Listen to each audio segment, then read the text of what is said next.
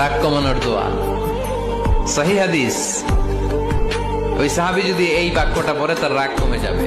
বাক্যটা হচ্ছে আউযু বিল্লাহি মিনাশ শাইতানির রাজিম।